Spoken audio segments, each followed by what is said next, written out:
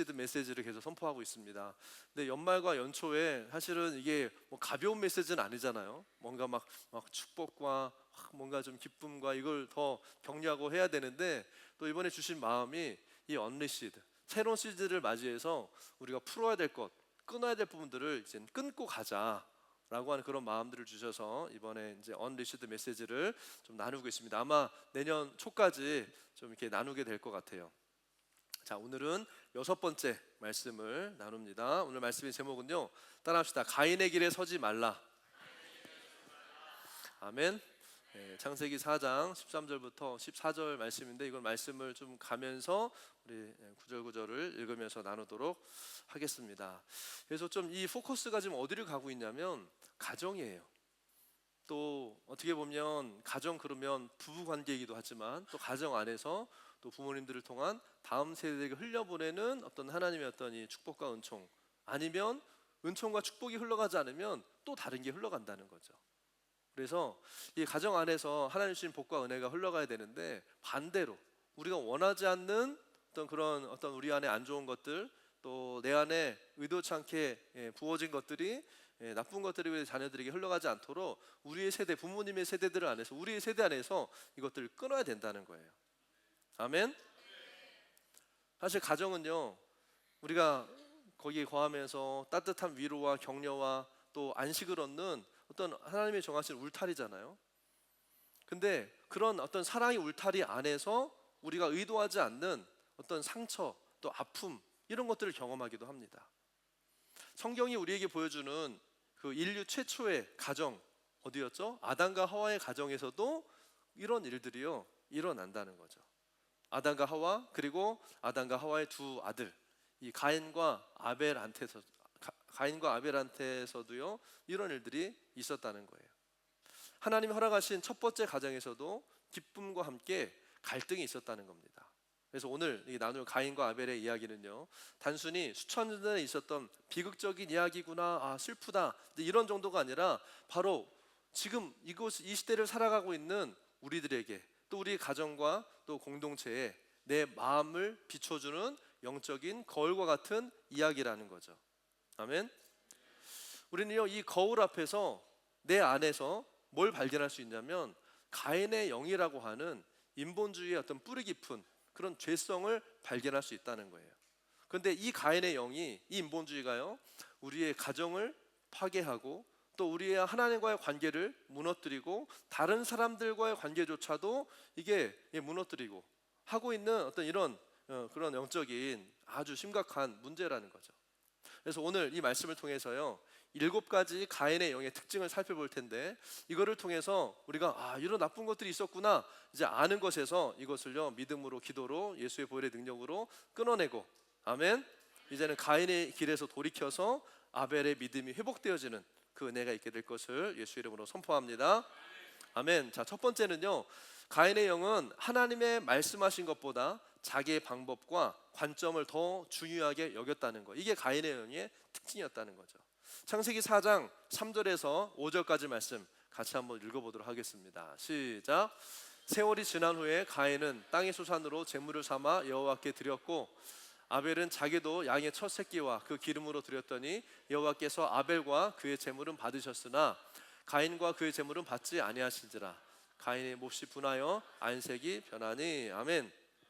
여러분, 창세기 3장에 나오는 가인과 아벨의 그 이야기 가운데 가인한테 일어난 일은요, 그의 어머니 하와가 에덴 동산에서 가졌던 그 인본주의적인 생각이 뭐예요? 가인에게도 흘러가서 그의 삶에도 나타났던 열매라고 할 수 있어요. 이건 단순히 어떤 사람의 감정이나 어떤 생각, 이것이 아니라 이것을 넘어선 영적인 거라는 거죠.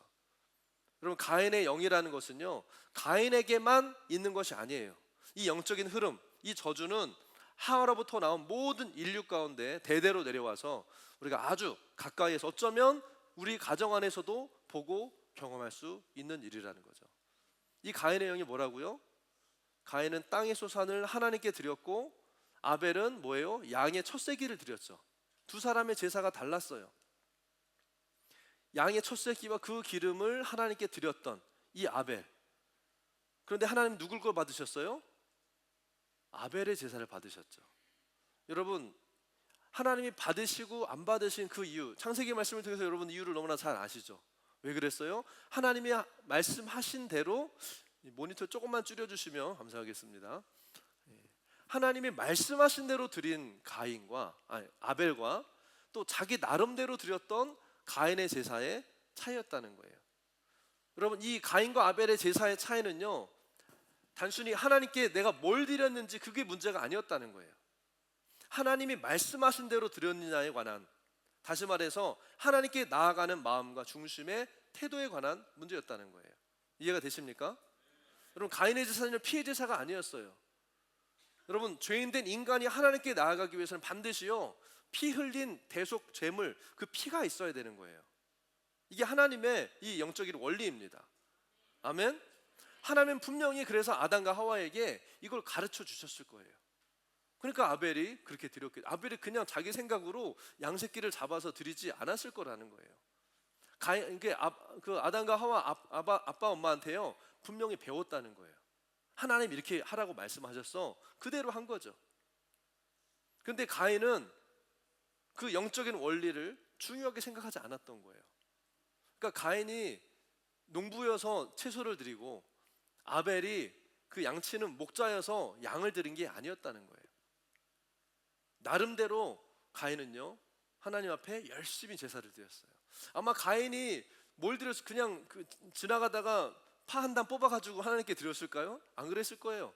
아마 가인도요, 정말 그 곡식 중에서 가장 좋은 거를, 최상급을 드리려고 그 곡식 중에서 고르고 골라가지고 하나님께 드렸을 거예요. 자기 나름대로, 자기 방법으로 그렇게 하나님을 섬기겠다고 하는, 그게 뭐예요? 바로 인본주의 가인의 영이었다는 거죠. 이게 바로 하나님께 나아가는 이 방법을요, 잘못 알고 있는 가인의 영의 태도인 거예요. 그러니까 하나님께 나아갈 때요, 하나님께 나아갈 때 우리는요, 하나님 내 예배를 받으실까? 여러분, 오늘 예배 나와서 하나님 앞에 예배를 드릴 때 내 예배를 하나님 받으실까? 안 받으실까? 이런 고민 여러분 하면서 오십니까? 아니죠. 왜요? 우리는 예수 그리스도의 그 십자가의 피로 하나님께 나아가는 거예요. 할렐루야, 아멘. 그런데 가인은요, 하나님께 나아갈 때 어떤 가지는 그 자신감, 확신을 십자가의 어떤 이 피가 아니라 자신의 행위, 자기의 성취에 두는 거라는 거죠. 자기가 땀 흘려서 일군 노력의 산물로, 자신의 지혜, 자신의 힘으로 얻어낸 가장 자랑스러운 결과물을 하나님 앞에 딱 드리는 거예요. 당연히 가장 탐스럽고 최상의 그 농산물을, 자기가 농사한 거를 하나님께 드렸을 거예요. 그리고 이건 내가 직접 길러서 아주 이 멋진 열매이기 때문에 하나님이 기쁘시게 받을 거야, 하나님이 이걸 받으시기 기뻐하실 거야, 그런 확신과 어떤 자신의 수고와 공로에 대한 자부심이요, 이 가인의 제사 가운데요 담겨 있었다는 거예요. 근데 반면에 아벨은 어떻게 했어요? 하나님의 말씀하신 대로 양의 첫 새끼와 그 기름, 생명의 피를 말씀하신 대로 그냥 드렸을 뿐인 거예요. 자기의 공로가 아니라 죄를 대신하는 희생의 피를 통해서만 하나님께 나아갈 수 있다고 하는 겸손한 태도였다는 거죠. 여러분, 우리는 어떻습니까? 하나님께 예배를 드리기 위해서 하나님 앞에 어떤 자세와 태도로 가나요? 이번 한 주간은 내가 좀 하나님 앞에 잘 살았으니까 오늘 예배는 주님이 잘 받아주시겠지. 아니면 내가 지난주에는 좀 11조를 잘 했으니까 하나님이 내 예배를 잘 받아주시겠지. 지난 한 주간 동안에 내가 이루었던 선행들, 어떤 성공적인 어떤 결과들, 남들보다 더 나은 어떤 기도를 많이 했다든지, 내가 열심히 했다든지, 또 내가 가지고 있는 어떤 이 성경적인 어떤 지식들, 이런 것들을 가지고 있으면 내가 하나님 앞에 나아가는데 더 큰 확신을 가지고 있다고 하는, 마치 어떤 콘서트나 갈 때 입장권 내고 들어가듯이, 내가 입장권을 사서 입장권을 내고 당당하게 내 자리를 찾아서 들어가는, 여러분, 이렇게 예배 자리에 나가지고 있지 않냐는 거예요. 내가 이만큼 했으니까, 이만큼 봉사했으니까, 내가 이만큼 헌금했고, 내가 이만큼 기도했으니까 하나님이 나를 기쁘시게 받아주셔야 돼, 내 예배를 받아주셔야 돼, 이런 마음으로요 은근히 뭐예요? 칭찬받고 또 나의 수고, 나의 헌신, 그래도 다들 뭐 피곤하고 힘든데 내 수요예배까지 내가 나와가지고 여기 앉아있는데 하나님이 내 예배를 받아주셔야지. 물론 이렇게 생각하는 사람들은 우리 가운데는 아무도 없겠지만 나의 수고와 나의 노력과 나의 헌신을 알아주기를 바라는 그런 기대감으로 주님께 나아가는 적은 없었냐는 거죠. 우리가 하나님께 드릴 수 있는 것 중에 여러분, 하나님께로부터 먼저 받지 않은 것은요 아무것도 없어요. 내가 주님께 드리는 것은요 결국에 뭐예요? 다 하나님이 이미 주신 거라는 거예요. 우리의 호흡, 재능, 기회, 심지어 선을 행하고자 하는 이 마음조차도요 하나님이 주신 거예요. 아멘. 하나님께 드리는 것이 당연한 거지, 이 드린 것으로 인해서 내가 무엇을 얻고 내가 인정받겠다고 하는 이것이 뭐예요? 인본주의라는 거예요. 맞습니까? 아멘. 그래서 우리들은요 자신의 의와 자신의 어떤 성취를 가지고 하나님 앞에 서려고 하는, 이게 뭐라고요? 인본주의고 가인의 영이라는 거예요. 여러분, 그 어떤 인간적인 노력과 성취도요 하나님 앞에서는 다 불완전한 거예요. 하나님 받으실 수가 없어요. 아멘. 가인의 제사는 하나님이 받지 않으셨다고요. 여러분, 우리의 행위는요 우리가 어떤 수고하고 섬기고 우리가 헌신하고 하는 것은 뭐예요? 하나님 앞에 인정받기 위해서 하는 게 아니라는 거예요. 내가 구원을 받았기 때문에 감사와 사랑으로 하나님 앞에 나아가는 거지. 아멘. 이것이 우리를 구원하거나 이것이 우리를 하나님께로 나아가는 인정을 받을 수 있게 하는 조건이 아니라는 거예요. 하나님 앞에 나아가는 예배는요 은혜에 감사해서 감격해서 나아가는 예배입니다. 아멘. 자, 창세기 4장 5절 말씀 같이 한번 다시 읽어볼까요? 4장 5절 시작. 가인과 그의 재물은 받지 아니하신지라 가인이 몹시 분하여 안색이 변하니. 아멘. 자, 두 번째 가인의 영의 특징은 뭐냐면 하나님 앞에서의 자신의 지위를 세상적인 기준, 특별히 나이 같은 서열에 따라서 비교하고 판단한다는 거예요. 그럼 가인이 형이고 아벨이 당연히 가인이 장자였잖아요. 첫째였잖아요. 그거 맞아요. 그런데 이 가인의 마음속에는 어떤 마음이 있었냐면, 아, 내가 장자고 내가 나이가 더 많으니까 당연히 내가 더 나은 사람이다, 이렇게 생각했다는 거죠. 하나님은 마땅히 나를 먼저 인정하고 축복을 해주셔야 돼, 이런 교만한 생각과 마음이 가인의 마음 가운데 있었다는 거예요. 그러니까 자기 어떤 영적인 상태나 재물이 하나님의 말씀대로 드려졌다는 이거보다도요 뭐예요? 자기의 위치, 자기 어떤 지위, 어쩌면 나는 형이니까, 물론 형은 존중받을 만하죠. 그러나 하나님 앞에서 인정을 받는 것은요 형이기 때문에 인정받는 것이 아니라는 거예요. 이것은 하나님 나라의 원리를 정면으로 거스르는 태도입니다. 이런 모습은 오늘날 교회 안에서도요 정말 자주 흔하게 발견할 수 있다고 그래요. 여러분, 오해하지 말고 잘 들으세요. 예를 들어서 교회가 개척할 때부터 함께했던 많은 이 성도들, 우리도 모르는 사이에요 이러한 가인의 영에 사로잡힐 수가 있다는 거예요. 자신의 교회 역사를 함께한 창립 멤버 혹은 오래된 교인이기 때문에 지금 새로운 사람들보다 영적으로 더 우월해야 되고 더 큰 영향력을 가져야 된다고 스스로 믿고 있는 거죠. 그 생각 속에는요 뭐예요? 내가 이 교회에 더 오래 있었으니까 내 의견이 더 중요하고 나는 더 많은 인정을 받아야 마땅하다, 말은 그렇게 하지 않지만 그런 마음 가운데 그런 태도들이요 숨어 있을 수 있다는 거예요. 물론 그 역사와 또 수고한 것이요 귀하고 우리가 함부로 대할 수 있는, 무시할 수 있는 것은 아닙니다. 그러나 개척 멤버고 내 10년 됐고 20년 된 그 시간 때문에 내가 다른 사람보다 더 인정받고 중요하다는 생각은요 사실 엄밀히 말해서 세속주의적인 인본주의적인 이 가인의 영의 태도라는 거죠. 아멘. 우리 가운데 그런 분들이 없는 게 너무 감사한 것 같아요. 아멘. 그래서 이런 얘기를 할 수 있습니다. 여러분, 하나님 나라에서는요 세상의 서열이 통하지 않아요. 그래서 하나님 나라에서 뭐라 그래요? 먼저 된 자가 나중되고 나중된 자가 먼저 되는 거예요. 먼저 왔다고 먼저 들어가는 게 아니에요. 끝까지 가봐야 되는 겁니다. 아멘. 여러분, 끝까지 앞서서 나아가는 분들이 되기를 축복합니다.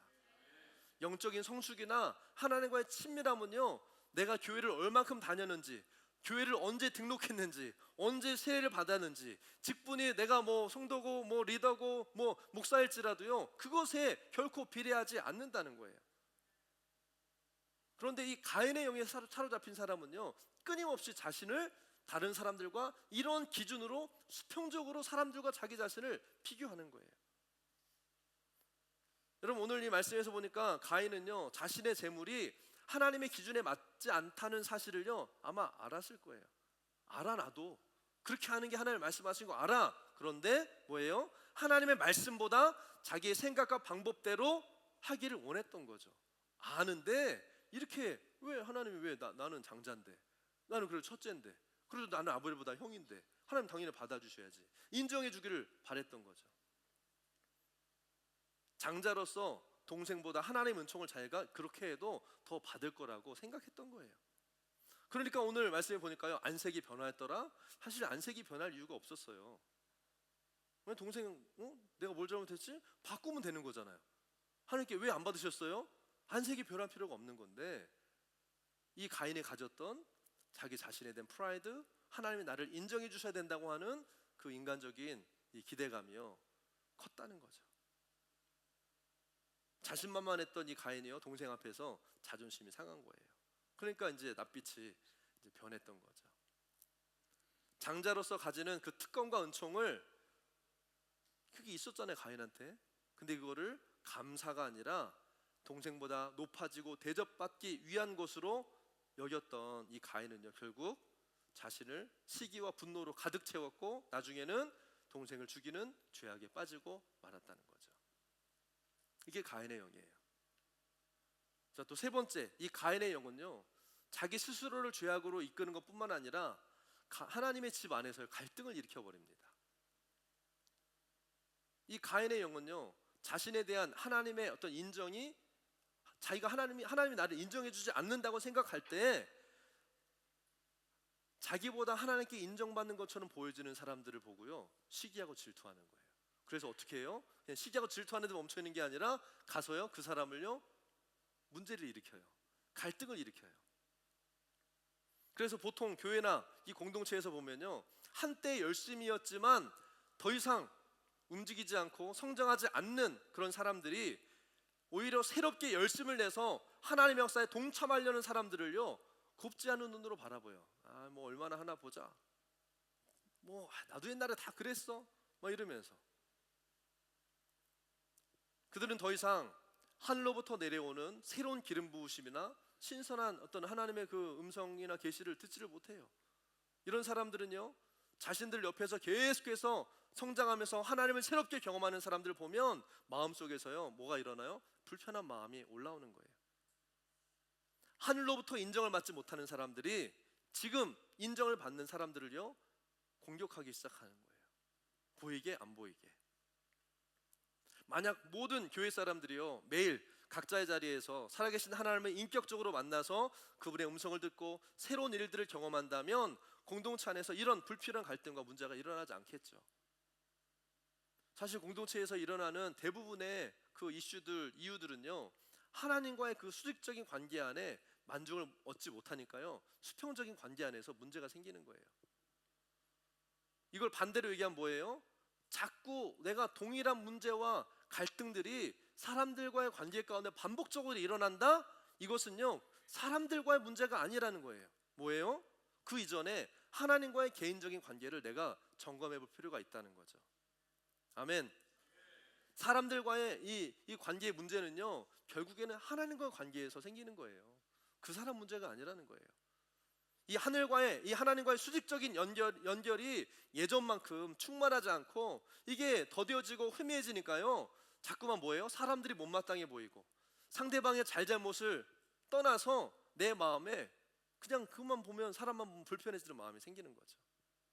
다른 사람의 부족함, 연약함, 성숙하지 못한 모습을 계속 지적하고 비판하면서 저 사람이랑 같이 못할 것 같아, 선을 긋고 불필요한 긴장감을 공동체 안에서 만들어내는 거예요. 뭐예요 그게? 그게 갈등을 만들어내는. 구약에 있는 사울 왕이요 다윗을 대했던 태도가 바로 정확하게 이것이었습니다. 사울이 다윗을 볼 때 사울은 다윗에게 임한 하나님의 기름 부으심과 특별한 은총이 뭔지요 알았어요. 사울 다윗에게 하나님의 영이 임하는구나 알았어요. 그래서 겉으로는 다윗을 사랑하고 경유하는 것 같았지만 그 속은 뭐예요? 그 영이, 가인의 영이 사울의 마음을요 시기심과 질투를요 가인이랑 똑같이 지금 조종하고 있는 거예요. 하나님 뭐라고 말씀하셨어요? 죄의 소원은 내게 있으나 너는 죄를 다스려라. 근데 못 다스렸던 거죠. 이전에 자기가 누렸던 영광과 그 칭찬, 사람들이 막 환호해주고 하나님도 인정해주는 그런 이런 거를요 이제는 자기가 아니라 다윗이 받는 모습을 보니까 뭐예요? 정체되어 있는 자신의 모습과 비교하게 되고, 거기서 올라오는 다윗을 향한 시기심, 미워하는 마음이 막 분노 막 쳐가지고 막 이 군대를 일으켜서 막 죽이려고 하잖아요. 사울 안에 이 아벨을 죽인 가인의 영이 역사하고 있는 겁니다. 이처럼 가인의 영은 하나님의 새로운 역사를 시기하고 그리고 결국에는요 파괴적인 갈등을 유발한다는 거예요. 자, 네 번째 가인의 영의 특징은요 창세기 4장 5절에서 7절 말씀 같이 보겠습니다. 자, 시작. 가인과 그의 재물은 받지 아니하신지라 가인이 몹시 분하여 안색이 변하니 여호와께서 가인에게 이르시되 내가 분하여 함은 어찌 됨이며 안색이 변하면 어찌 됨이냐? 내가 선을 행하면 어찌 낯을 들지 못하겠느냐? 선을 행하지 아니하면 죄가 분에 엎드려 있느니라. 죄가 너를 원하나 너는 죄를 다스릴지니라. 아멘. 자, 이 가인의 영의 네 번째 특징은 뭐냐면 양심이 마비될 때요 부정적인 감정이 폭발하는 거예요. 지금 이 가인의 영 지금 어떻게 보면은 우리가 여러분들 가운데 이런 문제를 가지고 있는 분들이 없을 수 있어요.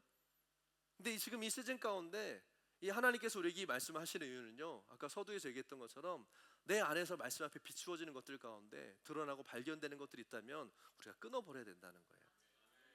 아멘. 어떻게 보면 이 가인의 이 마음 가운데 일어났던 이 부정적인 이 감정의 어떤 폭발이요 어디서부터 일어났습니까? 양심이요 이제는 마비된 거예요. 하나님께서 자기의 제사는 받지 않으시고 동생 아벨의 제사만 받으셨을 때 가인의 마음속에는요 여러 가지 감정이 교차했겠죠. 처음에는 하나님 왜 안 받으셨을까? 정말 당황스러웠을 거예요. 하나님 받으실 줄 알았는데. 그리고 그 다음엔 뭐예요? 하나님에 대한 서운한 마음과 아벨에 대한 시기심이 올라왔다는 거죠. 하나님은요 이 가인한테요 회개할 기회를 계속 주셨어요. 얼마 전까지 해도 우리 창세기 말씀을 통해서 가인에게 회개할 기회를 주셨던 하나님의 마음에 대해서 우리가 들었잖아요. 하나님은 계속 그에게 회개할 수 있는 기회를 주셨지만 그 은혜의 손길을 가인이요 거부했다는 거예요. 그 결과 어떻게 됩니까? 더 이상 하나님의 인정을 받지 못한다는 그 생각에서 비롯된 죄책감, 자기 연민, 그리고 막 그 분노가요 걷잡을 수 없이 자라나기 시작한 거예요. 이렇게 이 자기 안에 가인 안에 쌓였던 이 부정적인 이 영향력들은요 결국에는 어떻게 된 거예요? 터져 나와서 가인을 향해서요 이 어마어마한 잘못을 저지른 거죠. 근데 중요한 것은요 만약에 가인에게 이 양심이 하나님 주신 양심이 제대로 작동했다면 이건 잘못된 거야. 여러분 대부분 그렇잖아요. 이거는 그렇게 생각하면 안 되지. 이건 아니야 라고 해야 되는데 동생을 이렇게 미워하는 건 하나님 원하지 않아 라고 생각하는 게 이게 자연스러운 양심의 생각이잖아요. 자기 스스로 이걸 제어할 수 있는 그 양심을 가졌어야 됐는데 가인에게 있는 그 인본주의, 이 가인의 영, 교만함, 이것은요 불순종으로 인해서 양심이 화인 맞은 것처럼 마비되면서 자기 스스로를 통제하지 못하는 지경에까지 이르게 됐다는 거예요. 그래서 결국에는 이 컨트롤러가 브레이크가 고장나니까 어떻게 사고가 나는 거죠. 아무리 자동차가 좋아도 잘 나가면 뭐예요? 브레이크가 고장나면 결국에 가다가 사고가 나는 거죠. 이건 그냥 단순히 개인의 어떤 심리적인 문제에 끝나는 게 아니라는 거예요. 교회나 공동체 안에서 실제로 이런 것들 때문에 비극적인 결과를 맞이하는, 그러니까 자존심이 안 꺾여지는 거예요. 이게 잘못된 건 줄 알면서도요 거기서 돌이킬 수가 없는 거예요. 이것은 에덴 동산에서 하와와 뱀 사이에서 나타났던 세속적인 인본주의가 동일하게 이제 한 집안에서 뭐예요? 가인과 아벨 두 형제 사이의 관계 가운데 일어나는 거죠. 이렇게 양심이 마비되면 걷잡을 수 없는 분노, 파괴적인 질투, 그리고 살인으로까지 이어지는 심각한 어떤 부정적인 이 영향력들이요, 그 사람의 인격을 지배하게 된다는 거예요. 가인은 안색이 변할 정도로 분노했지만 그 분노의 원인을 자기의 잘못된 제사에서 찾지 않고 하나님께 인정을 받는 아벨한테 그 원인을 돌렸던 거예요. 너 때문에 내가 이렇게 하나님 인정 못 받는 거야. 너 때문에 내가 이렇게 됐다. 이게 바로 가인의 영의 무서운 점이라는 거죠. 여러분, 양심은요, 도덕적인 것만을 이야기하는 하나님 주신 양심은 바로 이것도 있어요. 자신의 문제를 직면하고 회개할 수 있는 기능이 바로 양심에 있는 겁니다. 아멘. 근데 자꾸만 하나님께서 주시는 이 감동과 이 회개할 기회를 계속 무시하게 되잖아요. 그러면요, 양심이 무뎌지는 거예요. 여러분, 이 도덕적인 수준의 어떤 양심으로만 여러분 사는 게 아니에요. 그리스도인들은요, 영적인 양심도 있어요, 여러분. 아멘. 가인이 이걸 잊어버린 거예요. 무슨 가인이 뭐 아나무인처럼 뭐 도덕 다 무시하고 사는 그런 사람 아니었어요, 여러분. 괜찮은 사람이었어요. 그런데 왜 이런 지경까지 이르렀어요? 도덕적인 윤리적인 양심을 말하는 게 아니에요. 양심은요, 영적인 양심을 말하는 겁니다. 하나님 성을 들을 수 있는 민감함을 얘기하는 거예요. 여러분, 이 영적인 민감함이 여러분 계속해서 묻어지지 않게 되기를 바랍니다. 아멘. 그게 바로 이 가인의 영의 무서운 점이라는 거예요. 자신의 문제를 직면하고 회개하는 대신에 문제의 원인을 자꾸 외부로 돌리고 그 대상을 향해서 감정적인 어떤 이런 이 폭발을 일으키는, 이게 바로 가인의 영의 특징이라는 거죠. 그리고 이제 이것이요, 계속해서 더해가면요, 이게요, 계획적으로 꾸며집니다. 바로 이것이 가인의 영의 다섯 번째 특징이죠. 가인의 영은 다섯 번째, 가인의 영의 특징은요, 감정적인 수준에 머무르지 않고 결국 자신의 악한 목적을 이루기 위해서요, 구체적인 계략을 꾸미는 단계에 이르게 됩니다. 하나님께서는 분노하는 가인에게 친히 찾아오셔서 경고와 함께 기회를 여러 번 주셨어요. 네가 분하여면 어찌 됨이며 안색이 변하면 어찌 됨이냐, 네가 선을 행하면 어찌 나를 들지 못하겠느냐, 바로 네 잘못이야 라고 하나님 얘기하셨는데, 그리고 죄를 다스리라고 말씀하셨는데 뭐예요? 죄가 마치 문 앞에서 웅크리고 있는 맹수처럼 가인을 삼키려고 호신탐탐 노리고 있다. 그런데 그때에도 여전히 죄를 다스릴 수 있는 선택과 책임이 너에게 있다라고 하나님은요, 가인에게 가르쳐 주시는 거예요. 근데 가인은 이 생명의 말씀을 듣고도 마음을 돌이키지 않았던 거예요. 왜? 양심이 고장났으니까. 영적인 듣는 이 귀가요, 없었으니까. 대신 그는 그 말씀을 마음속에서 지워버리고요, 자신의 시기심과 분노가 이끄는 대로 행동하기로 결정해버리는 거예요. 결국에 뭐예요? 계획을 세웁니다. 동생을 아무도 없는 들로 데리고 나가서 이제 처리해버릴 계획을 세우는 거죠. 그리고 어느 날, 아벨, 우리 저기 들에 가서 새로 난 풀들 한번 보러 갈까? 양들 먹여야 되잖아. 야, 나랑 사냥하러 저기 한번 가볼래? 이렇게 동생이 아무런 의심 없이 따라 나설 만한 이런 그럴듯한 핑계를 만들어 가지고, 그러니까 여러분, 가인의 이 사례는요, 우발적인 그냥 감정이 욱해서 된 게 아니라 계획적인, 명백한 계획적인 살인이었다는 거예요. 지금 이 시대에도요, 동일한 일들이 일어납니다. 오늘날에도 수많은 사람들이요, 자신의 숨겨진 계획을 실행하기 위해서 교묘하게 이야기를 조작하고 상황을 딱 세팅해 놓고 가는 거예요. 이 가인은요, 자신의 악한 계획을 성공적으로 실행에 옮기기 위해서요, 가장 가까운 혈육인 이 아벨의 신뢰, 동생은 형을 믿잖아요, 그걸 이용해 버리는 거죠. 그리고 유인해서 자기의 계획을 실행합니다. 여러분, 한 영혼이요, 한 사람의 마음이 오염되기 시작하면 그 오염의 속도는요, 점점 더 빨라집니다. 영적인 것만, 하나님의 일만 가속되는 것이 아니라요, 이 어둠의 역사도요, 때로는 가속된다는 거예요. 그리고 그 과정 가운데 양심의 가책은 점점점 무뎌지고 자신의 삐뚤어진 목적을 달성하기 위해서 더 담대하고 치밀하게 계획을 세우는, 이것이 자기 중심성이 낳은 이 인본주의의 결과라는 거예요. 자, 여섯 번째, 가인의 영의 여섯 번째 특징은 창세기 4장 8절 같이 한번 읽어볼까요? 시작. 가인이 그 아우 아벨에게 말하고 그들이 들에 있을 때 가인이 그의 아우 아벨을 쳐 죽이니라. 여섯 번째, 이 가인의 영은요, 결국 질투와 배신을 통해서 하나님께서 맺어주신 거룩한 이 언약적인 관계를요, 파괴하게 됩니다. 가인의 마음 깊은 곳에는요, 어떤 마음이 있었던 거예요? 내가 가질 수 없는 거라면 너도 가지면 안 돼, 이런 거죠. 이 끔찍한 질투심 때문에 가장 아름답고 따뜻해야 될 이 형제 관계에 뭐가 일어나요? 배신이 일어나고, 자신이 마땅히 받아야 된다고 생각했던 영적인 이익과 인정을 동생이 받았다고 하는 그 잘못된 생각 때문에요, 뭐예요? 형제 관계가, 가족 안에서요, 이 언약 관계가 끼어져 버리는 거예요. 이런 가인의 영은 오늘날 교회와 사역의 현장에서도요, 암암리에 작동합니다. 예를 들어 어떤 목회자가 다른 교회의 부흥과 성장을 보면서 저 교회는 잘 성장하는데 우리는 별로 성장도 안 하는 것 같고, 내가 그 교회의 어떤 이 사역과 그 목사의 인격에 대한 나쁜 말을 퍼뜨려서라도 저 교회를 끌어내려야겠다, 그런 악한 마음을 품는다면 그게 바로 가인의 영이라는 거죠. 여러분, 이건요 그냥 지어낸 얘기가 아니에요. 실제로 이런 일들이요 일어납니다. 안타깝게도 우리 주변에서 볼 수 있는 이야기들이라는 거예요. 슬픈 현실인 거죠.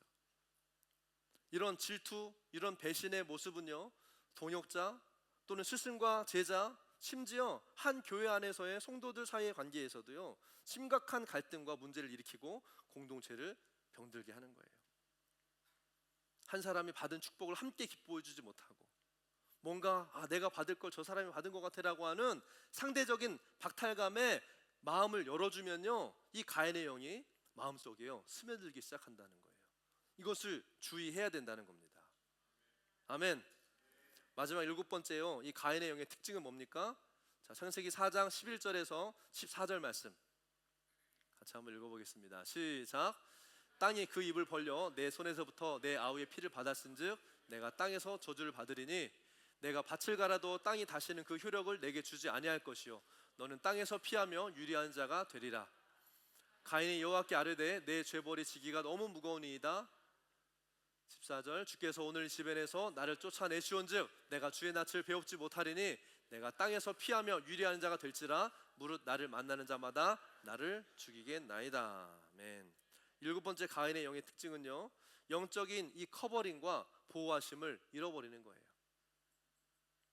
결국에 가인은요, 자기를 덮고 있던 하나님의 보호의 어떤 이 커버링을요 잃어버리고 맙니다. 이 가인의 영이 임하면 뭐예요? 개인과 공동체에 있던 영적인 커버링, 하나님의 보호가 거쳐진다는 거예요. 언약 관계가 깨어지면 그 관계를 통해서 주어졌던 영적인 커버링과 하나님의 보호하심이 사라진다는 거예요.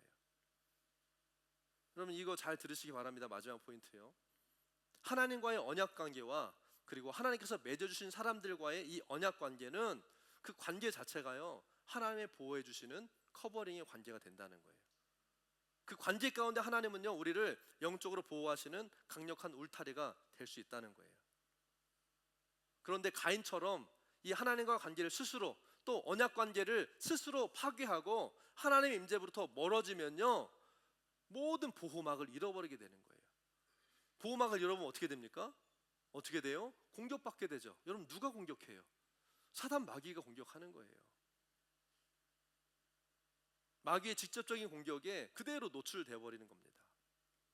하나님께서는 아벨을 죽인 가인에게 내가 밭을 갈아도 땅이 다시는 그 효력을 내게 주지 아니할 것이요 너는 땅에서 피하며 유리하는 자가 되리라 라고 말씀하셨어요. 이것은 가인이 더 이상 땅이라고 하는 자신의 삶의 터전, 또 수구에서 이것을 얻어야 되는 그 영역으로부터 오는 축복, 안정, 이런 걸 더 이상 얻을 수 없게 됐다는 거죠. 그러니까 평생 두려움 속에서 방황하는 삶을 살게 됐다라는 거예요. 이 저주의 이야기를 들은 이 가인이 어떻게 했습니까? 뒤늦게 하나님 앞에요, 하나님 나 어떡해요? 이 커버링이 거쳐진 거를 실질적으로 경험한 다음에 그 다음에 가인이요 하나님 앞에 지금 고백하는 거예요. 내 벌 지기가, 내 죄벌을 지기가 너무 무겁습니다. 이게 가인의 절규였다는 거죠. 근데 이 가인의 고백은 회개가 아니었어요. 자기를 지켜주던 보호막이 사라진 다음에 일어나는 그런 두려움에서 오는 그냥 한탄의 소리였던 거죠. 여러분, 인본주의가 교회 안으로 들어와서 언약 관계를 파괴하면요 어떤 일이 일어납니까? 바로 공동체가 영적인 보호막을 잊어버리는 거예요. 그러니까 각자 나름대로 살아남으려고 하는 인간적인 경쟁과 몸부림치는 것밖에 남지 않는 거예요. 뭐예요? 마치 세상에서 하나님 없는 사람들이 경쟁하면서 사는 것처럼 그런 세상의 모습이 교회 안에 그대로 나타나는 게 뭐예요? 이 언약 관계가 깨어져 버린, 하나님의 보호가 거쳐버린, 커버링이 거쳐버린 교회의 모습이라는 거예요. 근데 여러분, 교회만 그런 게 아니고요, 가정도 마찬가지라는 거죠.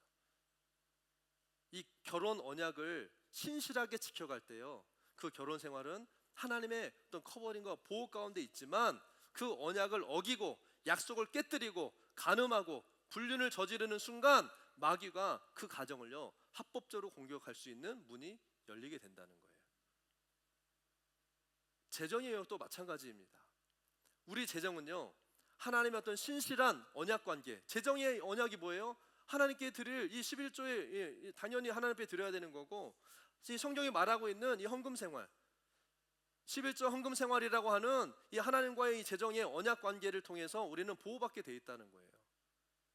그런데 그 언약이 깨지면 재정에 있어서도요, 자기도 모르는 문제들이 막 터지기 시작하는 거예요. 왜 재정이 돌파되지 않습니까? 하나님과의 언약을 우리는 점검해 봐야 되는 거예요. 아멘. 우리의 영적인 힘과 하나님의 보호하심은요, 이처럼 우리가 맺고 있는 거룩한 관계, 다시 말해서 언약 관계를 통해서 유지되는 거예요. 단순히 그냥 하나님이 복 주시고 지키시고 보호하시고 아니에요. 영적인 원리가 있다라는 거예요. 그래서 우리는 이 언약 관계를 소중히 여겨야 됩니다. 아멘. 하나님과의 언약 관계, 가정 안에서 언약 관계, 이 재정의 영역에서의 언약 관계. 그래서 하나님께서 여러분들의 삶에 허락하신 부모, 배우자, 자녀, 또 영적인 리더, 목회자, 동역자의 관계를 깨뜨리는 것은 곧 그 관계를 통해서 여러분들에게 흘러올 수 있는 하나님의 모든 축복과 보호를 스스로 걷어차 버리는 것과 같은 행위라는 거예요. 그러므로 우리는 수직적인 관계 안에서의 언약뿐만이 아니라 수평적인 관계 안에서의 언약을요 살피고 회복해야 하는 것입니다. 그렇게 할 때 우리는 우리의 삶을 향한 이 원수와 또 이 죄의 영향력, 이 사단 마귀의 모든 공격에 대해 열려있던 문들을 닫고 하나님의 보호와 인도하심 가운데 가게 될 수 있다라는 거예요. 아멘. 7가지 오늘 마쳤습니다. 쉽지 않은 주제인데 여러분 잘 들어주세요. 그런데 하나하나가요 너무 중요한 거예요. 아멘. 예배팀 올라와 주시고요. 하나님 지금 이 시즌에 우리에게 말씀하시는 것이 이런 뭡니까? 자기를 살피라는 거예요. 잘 가고 있어요. 맞아요. 그러나 지금 11월부터 계속 하나님 주시는 말씀이 뭐예요? 열매의 시즌이다. 새로운 시즌, 하나님이 갚아주시고, 우리가 기대하는 열매는요 단순히 그냥 좋은 일이 일어나는 행복한 삶을 꽃길만 걷게 될 것, 이런 열매가 아니잖아요. 하나님 주신 열매는요 갑절의 열매입니다. 아멘. 잃어버린 것들을 빼앗을 뿐만 아니라 전쟁에서 이기고 우리가 받을 전리품들에 대한 약속이 있잖아요. 아멘. 그렇다면 분명한 것은 뭐예요? 지금 나의 삶 가운데 어느 영역에 있는 성가는 지금 무너져 있고 지고 있는 부분들이 있다고 한다면, 지금은 몰라요 여러분. 하나님의 어떤 지금 이 시즌을 또 이 부흥과 또 축복의 시즌을 강력하게 인도하면서 나아가실 때 여러분 빨리 달리는 차일수록요 점검을 잘해야 됩니다. 휠 얼라이먼트를 해야 되고요, 어디 나사가 빠진 게 언제 봐야 되고요, 점검해야 되는 거예요. 어쩌면 지금 이 시즌에 선포되는 이 언리시드 메시지는요 내 안에 묶여있는 것들이 무엇인지를 자세하게 살펴봐야 되는 거예요. 그냥 단순히 사단의 묶임이 끊어질지어다 이런 어떤 두리뭉실한 것이 아니라, 지금 주님은요 우리 개인과 가정과 부부와 또 부모와 자녀의 관계 가운데 개인적인 신앙생활 안에서 하나님이 지금 자세하게 하나하나 지금 말씀해 가고 계세요. 이걸 우리를 막 지적하고 판단하고 뭔가 막 이러려는 어떤 그런 것보다도요, 제가 느끼는 이 메시지들은요 너무 하나님 지금 우리 한 사람 한 사람들의 개인을 향한 마치 헬스 체크 하듯이, 건강 검진 하듯이요 주님이 지금 하나하나 더 머리부터 발끝까지 하나하나 다 지금 점검하고 계신 거예요. 그럼 이 언리시드 메시지 플레이리스트로 이제 미디어 팀에서 만들었는데 꼭 다시 들으시기 바랍니다. 아멘. 그러면서 이 영적인 거울 삼아서 내 안에 있는 인본주의, 오늘은 이제 가인의 영이라고 표현했지만 결국에는 이 세속적인 인본주의가 하나님과 우리와의 사이를 막고, 그리고 합법적으로 사단이 우리의 삶에 들어와서 우리에게 주신 축복과 은총들을 빼앗고, 우리가 싸워야 될 영적인 싸움들의 영역 가운데에서 우리를 패배하게 만들고 무기력하게 만드는 이 모든 이 세속적인 인본주의들이 끊어져야 되는 거예요. 아멘.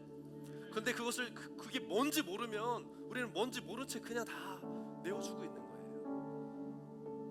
하나님이 어마어마하게 지금 우리 한 사람 한 사람들에게 주셔야 될 그 축복과 은총들의 문들을 지금 열어주려고 기대하고 있는데 그 문으로 들어가야 되지 않겠습니까? 이미 새로운 시즌으로 들어왔고요. 주님 어떻게 보면 지금 이 변화의 이 체인징의 이 전환의 이 시간 가운데 이 말씀을 통해서 더 다음 차원으로, 더 정결하게, 더 든든하게, 더 흔들리지 않게 세워질 수 있도록 주님 우리에게 말씀하고 계신 거예요. 아멘. 그래서 좀 딱딱한 좀 말씀이라 할지라도 다 씹어서 들을 때도 있지만 여러분들도 씹어서 먹어야 되는 음식들도 있는 거예요. 좀 딱딱한 음식일 수 있습니다. 그런데 단단한 음식도요, 이제 씹어서 먹을 수 있어야 돼요. 아멘.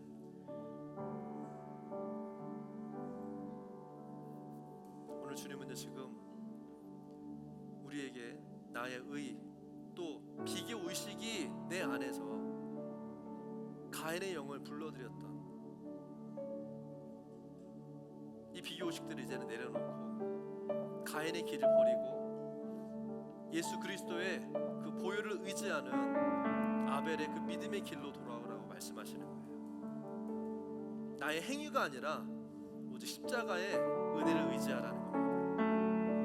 세상적인 어떤 서열, 나이, 경험, 이것 가지고 사람들과 비교하면서 다른 사람들을 판단하고 나를 보는 것이 아니라, 그래서 마음속에서 일어나는 어떤 시기심, 분노 일어날 수 있죠. 그러나 이 마음들을 다스리라고 말씀하세요. 그리고 하나님이 맺어주신, 하나님이 허락하신 이 거룩한 언약 관계를 생명처럼 지켜라 말씀하고 계신 겁니다. 우리가 예배 자리에 나올 때, 주님 앞에 설 때 어떤 마음으로 여러분 주님 앞에 나아가십니까? 나의 공로, 내가 잘했던 것, 내가 하나님께 인정받아야 되는 것, 내가 이거는 내가 하나님으로 받아내야 하는 것들, 물론 하나님 축복하시지만 나의 공로, 나의 노력, 나의 수고, 내가 얼마나 했는데 하나님 이것도 안 해주십니까? 라고 하는 인간적인 나의 의를 가지고 주 앞에 나아가는 것이 아니라 예수 그리스도의 피를 붙드는 십자가의 그 보혈의 그 공로를 의지하여서 은혜의 보좌 앞으로 나아가는 신앙의 회복이 있을 것을 예수 이름으로 선포합니다. 오늘 시간 기도할 때요, 하나님 내 안에 이 가인의 영의 요소들이 있었습니까? 비교하고 시기하고 질투하고 나의 행위, 나의 노력, 나의 의지로 나의 의를 가지고 하나님께로 나가려고 했었던 이 가인의 영의 요소들이 있었다면 오늘 주님 예수의 이름으로 나에게서 끊어질지어다. 또한 나의 가정에서, 교회 안에서, 또 이 재정적인 영역에서 이 하나님의 그 언약 관계들을 깨뜨린 채 나의 열심으로 내 나름대로 이 정도면 하나님 축복하셔야 되라고 생각했던 나의 의, 나의 방법들을 오늘 시간에 예수 이름으로 깨뜨리고 끊어버리고 하나님의 그 언약의 약속의 말씀 안으로 내가 들어갑니다. 나의 삶을 돌이킵니다.